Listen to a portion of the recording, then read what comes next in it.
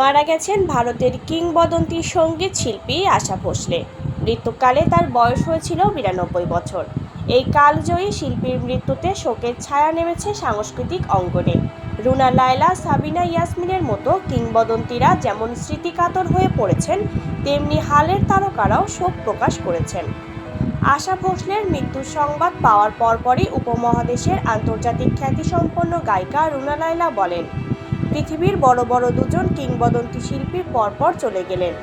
লতা মঙ্গেশকর দিদি ২০২২ সালে চলে গেলেন, আর এখন আশা দিদিও চলে গেলেন। এমন শিল্পী আর এই পৃথিবীতে জন্মাবে না। আমার কাছে মনে হচ্ছে আমার পৃথিবীটাই শূন্য হয়ে গেল। ব্যক্তিগত সম্পর্কের কথা টেনে রুনা লায়লা আরও বলেন, তারা দুজনে আমাকে ভীষণ স্নেহ করতেন, মায়ের মতোই।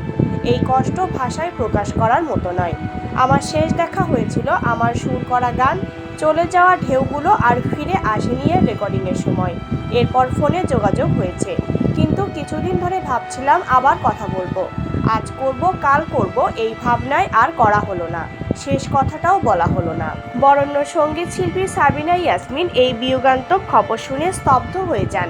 তিনি বলেন, কিংবদন্তি সঙ্গীত শিল্পী আশা ভোসলে আর নেই, এটি ভাবতেই পারছি না। তাকে সেই ছোটবেলা থেকে চিনতাম।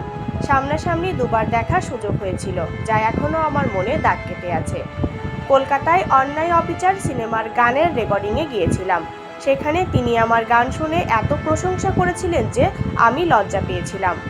স্টুডিওতে থাকা বরেণ্য সঙ্গীত পরিচালক রাহুল দেব বর্মনকে তিনি বলেছিলেন, সাবিনা ইয়াসমিন অনেক ভালো গেয়েছে।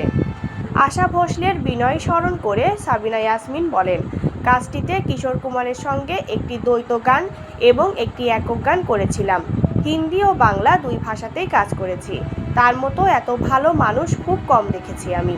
এত বড় শিল্পী হয়েও ছিলেন একেবারে মাটির মানুষ, যা তার সান্নিধ্যে না এলে বোঝা সম্ভব নয়। তরুণ প্রজন্মের সঙ্গীত শিল্পী গায়িকা পড়শি সামাজিক যোগাযোগ মাধ্যমে শ্রদ্ধা জানিয়ে লিখেছেন, একটা যুগের অবসান হলো, শ্রদ্ধা আশা ভোসলের। প্রসঙ্গত ৭ দশকেরও বেশি সময় ধরে আশা ভোসলে একাধিক ভাষায় হাজার হাজার গান রেকর্ড করেছেন। হিন্দি সিনেমার গণ্ডি পেরিয়ে আঞ্চলিক বহু ভাষাতেই গান গেয়েছেন। তার বাংলা গানের সম্ভারও ব্যাপক। তার প্রাপ্ত পুরস্কারগুলোর মধ্যে রয়েছে একাধিক জাতীয় চলচ্চিত্র পুরস্কার, দাদা সাহেব ফালকে পুরস্কার এবং ২০০৮ সালে পদ্মবিভূষণ পেয়েছিলেন তিনি। পরবর্তীকালে তিনি উদীয়মান গায়কদের উৎসাহিত করার জন্য প্রতিযোগিতামূলক পুরস্কার থেকে সরে আসার সিদ্ধান্ত নেন।